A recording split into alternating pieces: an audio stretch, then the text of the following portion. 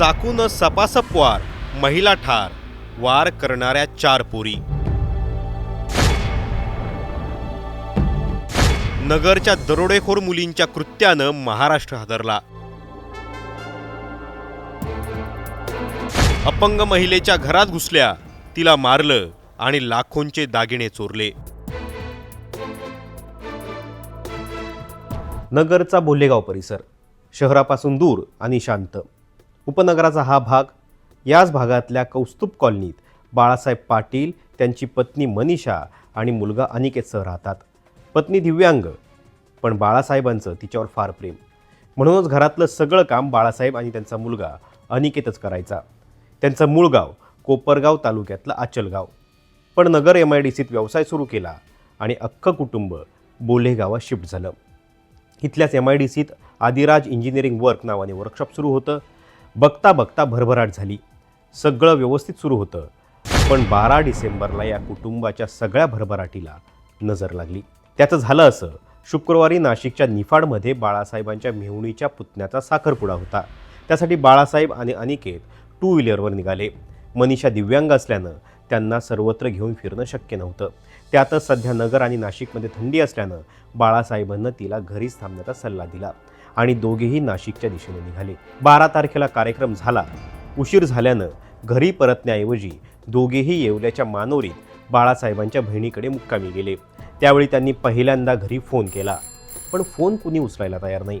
मनीषा यांच्या फोनवर रिंग तर जात होती, पण फोन उचलला जात नव्हता. अनेकदा प्रयत्न करूनही संपर्क न झाल्यानं बाळासाहेब घाबरले आणि त्यांनी शेजारच्यांना फोन लावला. घरात जाऊन मनीषा यांना फोन देण्याची विनंती केली. शेजारी घराजवळ पोहोचले तेव्हा घराला बाहेरून कडी लावल्याचं दिसलं. आधी त्यांना वाटलं मनीषा बाहेर गेल्या असतील, पण तरी त्यांनी कडी खोलली आणि जसा दरवाजा उघडला तसा त्यांना जबर धक्का बसला. अख्ख्या घरभर रक्ताचा थारोळा साचलेला, सगळं अस्ताव्यस्त पडलेलं. फरशीवर चाकू आणि ब्लेड दिसत होते आणि त्या रक्ताच्या थारोळ्यात मनीषा निश्चित. त्यांना काहीच कळेना झालं. बाळासाहेब फोनवरच होते. त्यांना ही माहिती दिली. धक्का बसलेल्या बाळासाहेबांनी बाईक तिथंच पार्क केली आणि त्यांचा मुलगा आणि भाऊजाईसह कारनं नगरच्या दिशेनं निघाले. तोवर शेजारच्यांनी मनीषा यांना रुग्णालयात दाखल केलं, पण फार उशीर झाला होता. मनीषा यांनी तोवर प्राण सोडले.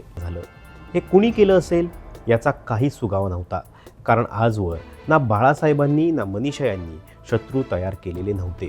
आपल्या शांत स्वभावाने त्यांनी नेहमीच माणसांची मनं जिंकली. त्यामुळे गूढ उलगडणं फारच अवघड होऊन बसलं. पोलीस घटनास्थळी पोहोचले, चौकशी सुरू केली, पण काही सुगावा नाही. मनीषा यांच्या हनुवटीवर आणि गळ्यावर ब्लेडचे आणि चाकूचे वार होते. म्हणजेच ही हत्या होती हे उघड झालं. आणि आता हत्या करणारे मनीषा यांना संपवण्याच्याच उद्देशाने आल्याचंही कळत होतं. याशिवाय हे ओळखीचंच असण्याची शक्यता जास्त होती, कारण हे भर दिवसा घडलेलं होतं. ओळखीचं असल्याशिवाय मनीषा यांनी गुन्हेगारांना आत घेतलंच नसतं हेही कळत होतं. पण संशय कुणावरच येत नव्हता, कारण घटना घडली त्यावेळी सगळे कुठे ना कुठे व्यस्त होते. पोलिसांनी घराचीच नाही तर परिसराचीही व्यवस्थित पाहणी केली आणि त्यांच्या हाताला एक पुरावा देणारा साथीदार लागला. हा साथीदार होता त्याच परिसरात बसवलेला एक CCTV कॅमेरा. तातडीनं या CCTVचं फुटेज खंगाळलं गेलं. या CCTVत दोन्ही घरांच्या मधल्या रस्त्याचा भाग दिसत होता. शिवाय घराचाही काही भाग येत होता.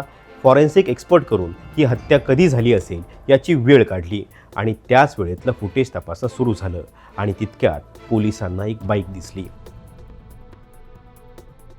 एक महिला बाईकवर असलेल्या पुरुषासोबत बोलत उभी होती. CCTVत या बाईकचा क्रमांकही क्लिअर दिसत होता. याच क्रमांकावरून आधी या गाडी मालकाला शोधलं गेलं आणि त्यानंतर कळालं गाडीजवळ उभी राहून बोलणारी त्याची बायको होती. ही होती दिव्या. पूर्ण नाव दिव्या अंकुश देशमुख, माहेरचं नाव दिव्या खाडे. याच कॉलनीत भारत बेकरीच्या मागे राहायला. वय अवघं 20 वर्ष. पोलिसांनी जसं दिव्याच्या मुसक्या आवळल्या, तिला रडारवर घेतलं, तशी दिव्या पोपटासारखी बोलू लागली आणि त्यानंतर जे सत्य समोर आलं त्यानं पोलीसही अवाक झाले. कारण हे हत्याकांड असणारी एकटी दिव्या नव्हती, तर अजून तिघी यात सामील होत्या आणि यातील दोघी तर 18 वर्षाच्या आतल्या, म्हणजे अल्पवयीन. ही होती या पोरींची गँग आणि इथं उलगडला सगळा प्लॅन. तर चला मी तुम्हाला परत बॅक रिवाइंड नेतो आणि त्यावेळेस नक्की काय घडलं होतं हे सांगतो. दिव्या ही मनीषा यांच्या जवळ राहणारी. 40 वर्षांच्या मनीषासोबत तिची चांगली ओळख होती. नवीनच लग्न झालेलं म्हणून मनीषानेही तिला प्रेमानं वागवायला सुरुवात केली. पाटील यांची सगळी भरभराट दिव्याला माहीत होती. हेच काय, मनीषा काय खरेदी करायच्या, त्यांच्याकडे किती सोनं आहे, किती पैसा आहे याचीही माहिती दिव्याला होती. मनीषासुद्धा विश्वासानं सगळं सांगायच्या आणि इथंच दिव्याचं मन काळं व्हायला सुरुवात झाली. मनीषाच्या अंगावरचे दागिने दिव्याच्या नजरेत खुपायला लागले आणि हेच लाखोंचे दागिने तिने आपल्याला कसे मिळतील याचा विचार सुरू केला. आणि इथे होते दुसऱ्या तरुणीची एंट्री. नाव अंजुम उपाख्य मेहक सैफी. मूळच्या दिल्लीतल्या चांदबागची राहणारी, पण काही वर्षांपूर्वी बोले गावातल्या या भागात शिफ्ट झालेली. दिव्याहून 2 वर्षांनी मोठी. 22 वर्षांच्या अंजुमचा मेंदू गुन्हेगारी विश्वात धावायचा आणि त्यामुळेच दिव्या आणि अंजुमची गट्टी जमली. दिव्यानं जेव्हा मनीषाबद्दल सांगितलं तेव्हा अंजुमचे डोळे तरारले आणि दोघींनाही दागिन्यांची लालूच लागली. मनीषाकडून दागिने चोरण्याचा प्लॅन दोघींनी बनवायचं ठरवलं, पण दोघींना अजून मदतीची गरज होती आणि इथंच याच भागात राहणाऱ्या त्यांच्या ग्रुपच्या 2 अल्पवयीन मुलींचाही त्यांनी समावेश केला आणि तयार झाली ही तरुणींची दरोडेखोरांची गँग.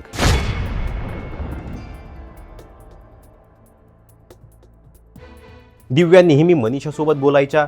यावरून तिला कळालं की 22 तारखेला सकाळीच बाळासाहेब मुलांसह नाशिकला जाणार आहेत. 2 दिवस कुणी घरी नसेल, मनीषा या घरात एकट्याच असतील. ही वेळ सगळ्यात परफेक्ट जमणारी होती. दिव्या, अंजुम आणि या 2 तरुणींनी ही वेळ साधली, घरावर नजर ठेवली आणि जसे बाळासाहेब घराबाहेर पडले तसा यांचा प्लॅन सुरू झाला. घरी कुणी नसल्याचं पाहून दिव्या आणि अंजुम मनीषा यांना भेटायला गेल्या. मनीषा यांनीही त्यांना विश्वासानं दोघींना घरात घेतलं.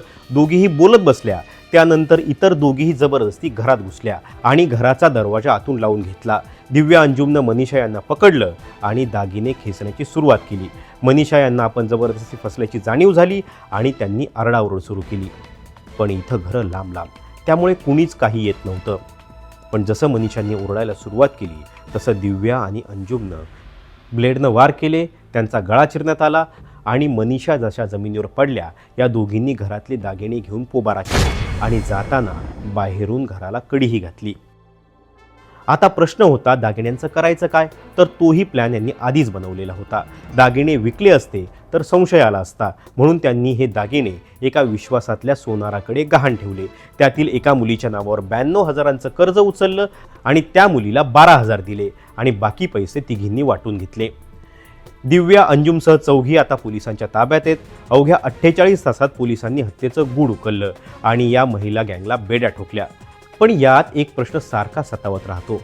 या मुली 20च्या आतल्या, ज्या वयात कष्ट केले तर काहीही मिळवणं शक्य आहे, त्या वयात त्यांना पैसा आणि दागिन्यांची भूल पडली. लाखभरासाठी त्यांनी जवळच्याच एका महिलेला संपवलं, हाताला रक्त लावून घेतलं. हत्येचा गुन्हा त्यांच्यावर दाखल झाला. आता आयुष्याचा सर्वात उमेदीचा जो काळ आहे तो काळ त्यांना जेलच्या आत काढावा लागणार आहे. दुसऱ्या बाजूला याच पोरींच्या हव्यासामुळं एक कुटुंब उद्ध्वस्त झालं. एका नवऱ्यानं बायकोला गमावलं, पोरानं आईला गमावलं आणि या सगळ्या घटनेनं माणसावरचा विश्वास गमावला.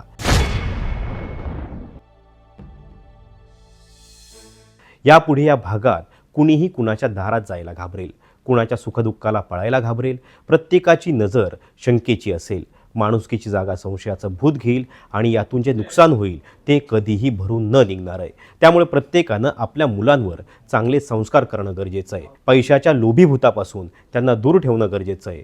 लक्ष्मी आधी सरस्वती येते आणि तिची उपासना मुलांना शिकवणं गरजेचं आहे. तरच कष्टाची श्रीमंती आपण समाजात आणू शकू. लाखभरासाठी दिव्या आणि अंजुमनं या पोरींना आपल्या आणि इतरांच्या आयुष्याची माती केली का? आणि अशाच मानसिकतेची लोक तुम्हाला आसपास दिसतात का? याचं उत्तर आम्हाला कमेंट बॉक्समध्ये नक्की द्या आणि अशाच इन डिटेल व्हिडिओंसाठी टाइम्स नाऊ मराठीला सबस्क्राईब आणि फॉलो करायला विसरू नका. धन्यवाद.